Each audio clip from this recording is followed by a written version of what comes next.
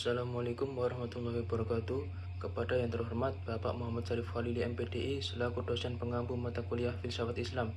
Perkenalkan, saya Muhammad Faik Muhyiddin Lati dari semester 5 Prodi Pendidikan Agama Islam.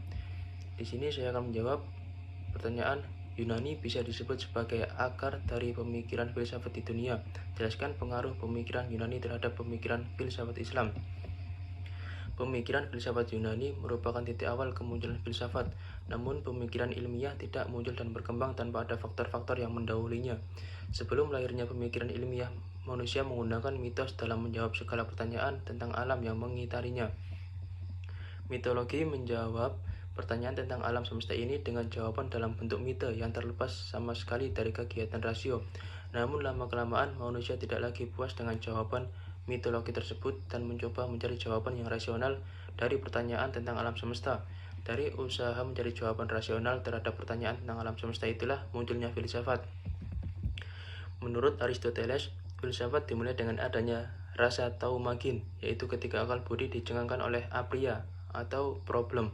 Filosof-filosof Lonia yang pertama menyingkap tabir rahasia alam semesta ini dengan menjawab, menerangkan gejala-gejala yang terdapat di dalamnya agar terhindar dari ketidaktahuan. Sejak itu, mitos mulai ditinggalkan. Bahkan ketika Pythagoras yang terkenal sampai sekarang dengan hukum dalil Pythagoras berpendapat bahwa gejala-gejala fisik dikuasai oleh hukum matematis mitologi, makin jauh ditinggalkan. Keinginan yang kuat para pemikir Yunani untuk keluar dari kekuasaan golongan agama bersahaja, agama berhala, serta kekuasaan pemerintah yang lazim semakin mempercepat perkembangan filsafat.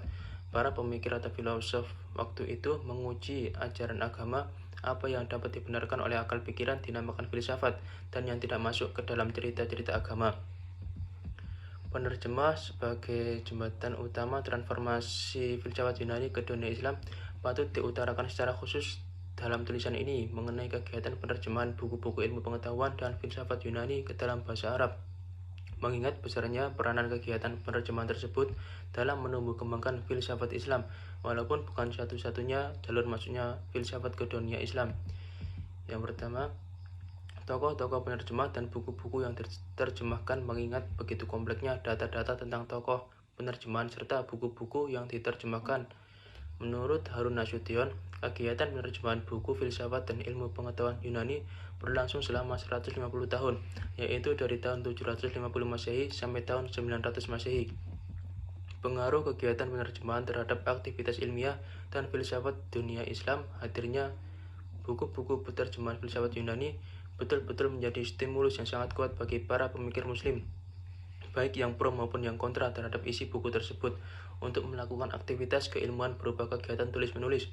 Hal ini menyebabkan lahirnya karya-karya ilmiah dan filsafat di kalangan umat Islam. Baik sekedar memberi penjelasan, mengulas, meringkas, membuat karya baru, bahkan berisi hal-hal yang membantah isi buku Yunani tersebut. Ada beberapa faktor yang sangat signifikan peranannya dalam perkembangan filsafat Islam, hingga layak dikatakan sebagai tonggak-tonggak perkembangan filsafat Islam. Faktor-faktor itu adalah, yang pertama, Bait al-Hikmah, Akademi Penerjemahan, yang didirikan oleh Khalifah Al-Ma'mun. Lembaga ini sangat besar perannya dalam aktivitas penerjemahan buku-buku ilmiah dan filsafat Yunani yang bakal menyemarakkan kegiatan ilmiah dan filsafat di kalangan umat Islam. Untuk mengarahkan lembaga dan perpustakaan resmi ini kepada kegiatan penelitian dan penerjemahan, Khalifah Al-Ma'mun mengirimkan para pegawai sampai ke Bizantium untuk mencari dan membeli karya-karya ilmiah dan filsafat.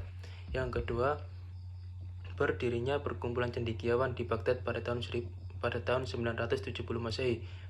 Pendiri perkumpulan ini adalah salah seorang murid Al-Farabi yang bernama Abu Sulaiman, Muhammad Ibnu Tahir Al-Sajastani. Nama perkumpulan tersebut bernama Al-Jam'iyah Al-Sajastaniyah. Tujuan didirikannya perkumpulan ini adalah untuk membahas masalah-masalah filsafat.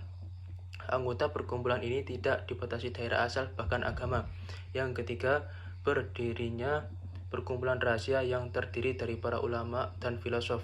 Perkumpulan tersebut bernama Ikhwan al-Sofa, didirikan pada tahun 983 Masehi di Basrah. Latar belakang berdirinya perkumpulan ini adalah ketidaksenangan mereka terhadap penyimpangan-penyimpangan yang ada pada pemerintahan khalifah waktu itu. Di antaranya ketidakmakmuran rakyat serta rusaknya akhlak elit politik dan militer. Kelompok ini ingin mereformasi keadaan tersebut. Dalam pandangan mereka, cara untuk mereformasi keadaan tersebut adalah dengan memadukan filsafat Yunani, filsafat Masehi, tasawuf Islam, teori politik Syiah, dan syariat Islam itu sendiri. Mereka punya semboyan bahwa pencapaian melalui sinergi berbagai pemikiran akan jauh lebih efektif ketimbang melalui pemikiran pribadi. Itulah sebabnya mereka berkumpul untuk mengadakan kajian secara bebas menjelajahi sendi-sendi yang sangat mendasar. Perkumpulan ini akhirnya mampu menghasilkan risalah seputar ilmu kedokteran, agama, dan filsafat. Dalam karya-karya tersebut terdapat 1134 halaman yang berisi penjelasan ilmiah tentang fenomena pasang surut air laut, gempa, gerhana matahari dan bulan, gelombang suara, serta fenomena juga tentang sihir dan masalah-masalah akidah.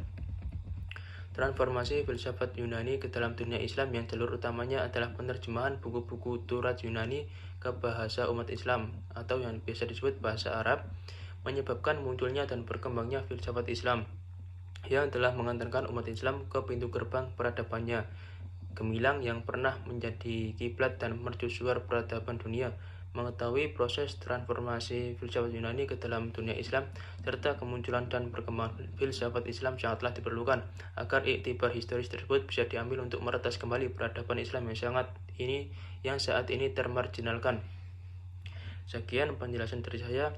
Jika ada salah kata, saya mohon maaf. Kurang lebihnya, wassalamualaikum warahmatullahi wabarakatuh.